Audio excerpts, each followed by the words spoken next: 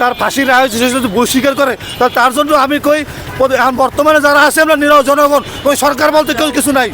তার ওয়েট কুল। 5 তারিখের আগে ভালো ছিলাম, যারা গরিবের ভালো করবে তাকে দলে আমরা আছি। জামাত বিএনপি আসলে যেভাবে এরা দুই দলে বর্তমান যে কামড়াকামড়ি শুরু করছে, তা আমাদের উচিত ছিল বাংলাদেশে তো আওয়ামী লীগ সরকার দেশ চলাইছে, ওই হিসাব করছে হাজার গুণে তো ওনারাই ভালো ছিল। আমি চাই ডক্টর ইউনূসই থাকুক। ডক্টর ইউনূস দেশটা ভালোই চালাইতেছে। দেশ যেভাবে চলতেছে আসলে এটা চলার মতো দেশ না। বাংলাদেশের নাগরিক, উনি ওই দেশে আছে, উনি আসলে সব সারা বিশ্ব জানবো উনি পলায় কেন আসবে। কেস কাপারের জন্য না থাকে, যদি সে আসতে পারে তাহলে চলে আসুক, আমার চাই চলে আসুক। গরিবের জন্য অনেক কিছু করতে ইনশাআল্লাহ, হ্যাঁ গরিবের জন্য অনেক ও কিছু কিছু করছে করছে। হাসিনা সরকার। না, আমার উচিত না, উচিত না। কেন? উনি দেশের জন্য অনেক শ্রম দিছে, বহুত শ্রম দিছে। ওনার কলিজা বন্ধু সেদা হয়ে গেছে দেশের জন্য, আপনার ইয়ে করার জন্য অনেক শ্রম দিছে উনি। 5 তারিখের আগে ভালো ছিলাম, এখন ভালো নেই। এখন সব জিনিসের দাম বেশি। একটা পান খাইতে লাগে 10 টাকা, একজন প্যাসেঞ্জার উল্টা অটোতে ভাড়া দেয় 10 টাকা। আমরা কীভাবে চলবো?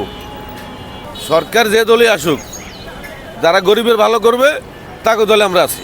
এরা তো আমার ভাই, এরা তো মুসলমান, এরা তো সকলের ভাই, তাহলে এরা কেন হত্যা হবে?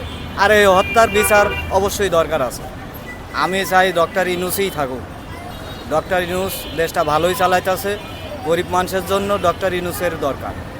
ওদের দরকার নাই এই যে দেশটা গরিবেই চালায়। এই গরিব যদি ঋণ থাকে তাহলে দেশটা হইলো কি? গরিব মানুষ তো খেটেই খায়, তাহলে এরা কেন ঋণ থাকবে? যে বর্তমান যে দেশ যেভাবে চলতেছে আসলে এটা চলার মতো দেশ না।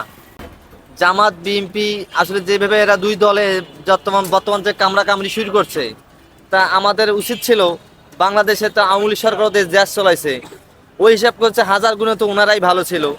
মানুষ প্রতিটা দলেই চায় স্বার্থর জন্য কিছুটা একটা গঠিত করার জন্য, কিন্তু বর্তমান দেখা যাচ্ছে এই দলটা দুইটা জামাত বিএনপি আসে, এরাই নিজেরাই খুনাখুনি হানাহানি করে দেশটাকে অশৃঙ্খলা শুরু করে দিয়েছে। এটা তো আসলে দেশ চলার মতো উপযুক্ত দল না। হাজার গুণে আওয়ামী লীগ সরকার দেখা যাক চুরি করুক, ডাকাতি করুক, একটা মানসম্মত দেশের বজায় রাখছিল। এই বজায়টা রাখার জন্য সর্বমূল্য এদেরকে আমরা আসলে খুনি বাঁচি। হ্যাঁ, আওয়ামী লীগ সরকার কিছু কিছু অন্যায় করছে, অন্যায়গুলো আমরা চোখে দেখছি। আসলে ওদেরকে ভুলগুলো শুধরে নেওয়া উচিত ছিল। আসলে ভুলগুলো শুধরে নেওয়া হতে পারে নাই বিধায় আজকে ওদের পরিস্থিতিগুলো অনেক দূরে ঠেলে নিয়ে গেছে। সে যদি ভুল স্বীকার করে যে তার ফাঁসির রায় হয়েছে, সে যদি ভুল স্বীকার করে তার জন্য আমি কই এখন বর্তমানে যারা আছে আমরা নিরহ জনগণ, ওই সরকার বলতে কেউ কিছু নাই।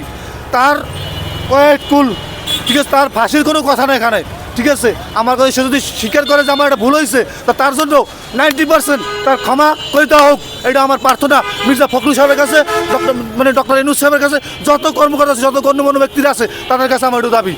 বাংলাদেশের নাগরিক, উনি ওই দেশে আছে, উনি আসলে সব সারা বিশ্ব জানবো উনি পলায় কেন আসবে। উনি আসুক, সবার সামনে আসুক, খোলা বিলটা আসুক, আইসা উনি নির্বাচন করুক, এটা আমরা চাই। এখন দেখা যায় যে যেরকম চলাফেরা দেখা যায় যে বিএনপি আসতে পারবে। বিএনপি কেন মনে হলো?